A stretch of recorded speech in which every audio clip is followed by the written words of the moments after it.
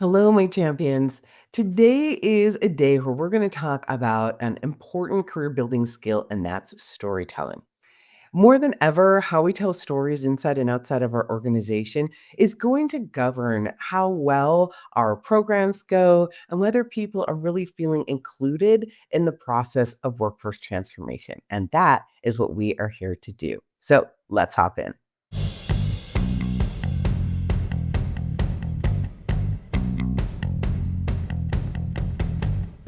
Hi, everyone. Karuana with Microsoft, back with you again to talk about driving adoption in your organization. And today I want to talk a little bit about your skills at storytelling. There's lots of people who do great presentations in the world, but we don't always find all of them in the technology field. Sometimes we have too much content, we talk too quickly, and we forget to translate our acronyms and connect the dots for people whose jobs aren't to pay attention to technology. So I've broken down my storytelling framework into a three-step framework that I think will make it easy for you to build your skills in this area. So let me share what that is. The first is part of this framework is your style. You add that to the story and you have an outcome. Each one of these is an area that you can deep dive in and that you can continue to grow and expand your skills. So let's talk about your style. So many times I find that people aren't themselves when they present. I mean, really, are you you when you're presenting inside your organization or maybe at a conference stage? It's a hard thing to do, but it's so important. Nobody needs another corporate talking head. What people really want is someone that they can relate to and get information from that matters to them. It's also important to change it up a little bit when you're doing it on this little screen versus when you're in a large room with a large audience. So I think it's important to really understand that many people aren't going to remember anything that you say. They're really not. They're going to maybe take away a few key points, but more than anything, they're going to remember how you made them feel. Did you feel comfortable? Did you have command of the topic? Do you have a sense of humor, especially if something goes wrong? And how committed are you to their success and their education? Because more than anything, people giving you their time and attention is a gift, and it's something to honor and respect. It's important that we have the experience of our audience firmly in mind when we get on stage. Now, next comes the story itself, right? The story is essential to being able to land the information you want. But who are the characters in your story? What is the challenge, right? And what are the tools you're giving the hero of that story, hopefully your audience, to overcome that challenge? And what happens when they do? What does victory look like?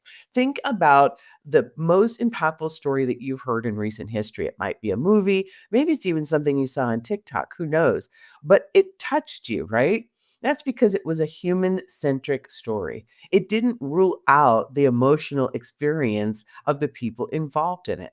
It's okay to say that your users might be frustrated or confused by all of this. Reflecting back to your audience the things that you believe that they're feeling, either from data you've gotten from user sentiment surveys or conversations that you have, is a very effective way of making sure people know that you're actually talking to them. I heard someone say the other day, it's all about WIIFM. What's in it for me? That wasn't on his slide. He made me laugh, and I still remember it, right? Because it was catchy, of course, but also he was trying to break through some of the terminology that we all use when we're talking about technology. What's in it for your audience is the central kernel of your story. But it's important that this product education and enablement be grounded in the human experience. And lastly, you want to think about your outcome. Now, outcomes are different depending upon the venue that you're speaking in and your objective.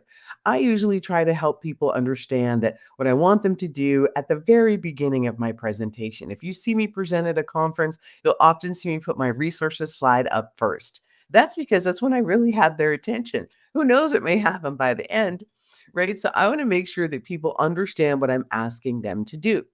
Often it's sign up and join the community, take a training, give us your feedback, that sort of thing.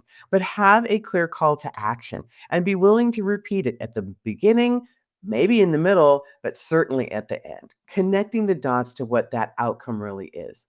Now, measuring your impact can also include things like speaker scores and things of that nature. When you speak at public conferences, I'll often get feedback directly from conference attendees and an overall score for my presentation. That's certainly something that can happen. But sometimes that outcome and that impact is simply by how many people you signed up for the thing you were talking about, right? So, whatever you do, it's really important to understand that these things operate together: your style, the story, and the outcome you're trying to drive. I really want you to take in the idea that this is a craft.